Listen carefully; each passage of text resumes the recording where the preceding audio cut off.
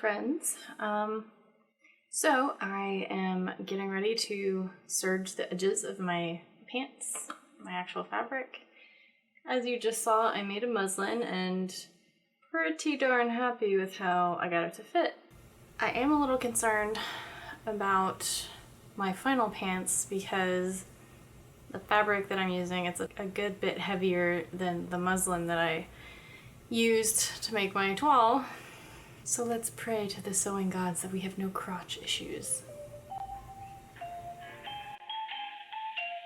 So, as I usually do, I finished the edges of all of my pieces with my serger.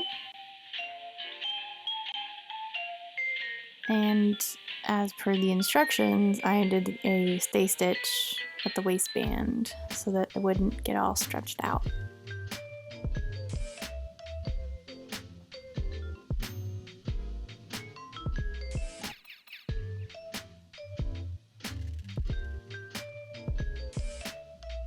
And then I sewed the darts and the side seams and the crotch seam.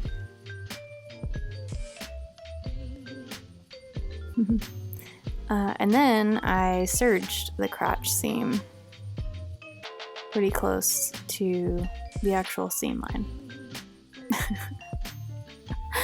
Don't know what that was all about. Yeah, and then I guess I think I did this a little out of order. Oh, you do the crotch seam first, and then you do the side seams. But went ahead and tried them on just to get an idea how they were fitting. They were good, so moved on. This is the facing piece where the button placket section, whatever you want to call it, will go. So I finished the edges as per the instructions. I used my serger, and then it has you fold and press, and then sew it to the pants. As you can see, it folds inward. Grade your seams to reduce bulk, and then you press, and then you understitch.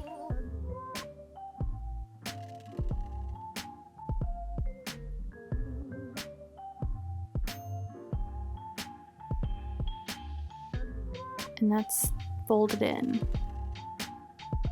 Okay, so it's all nice and encased and structured.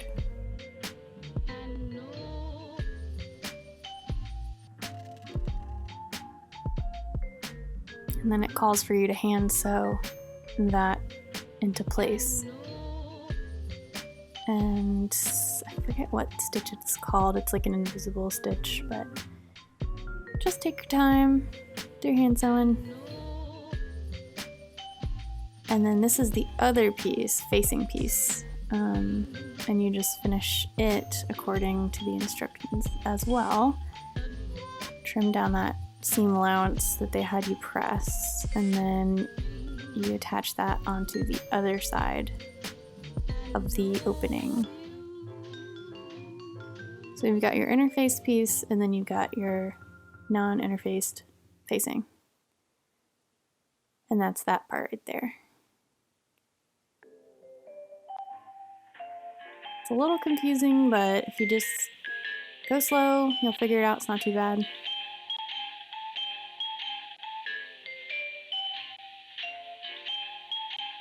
So I did kind of make an adjustment to the waistband. This is the only alteration I made other than just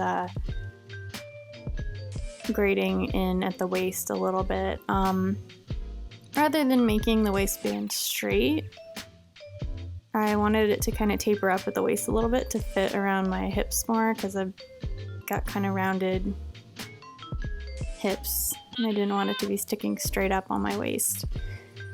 I do kind of regret doing that on the side with the buttons. It's okay, but I should have just gone ahead and made that part straight up and down.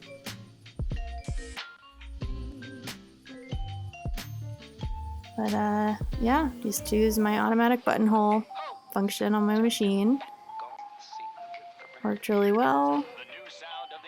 And I actually omitted the cuff at the bottom. I just did a 2-inch hem.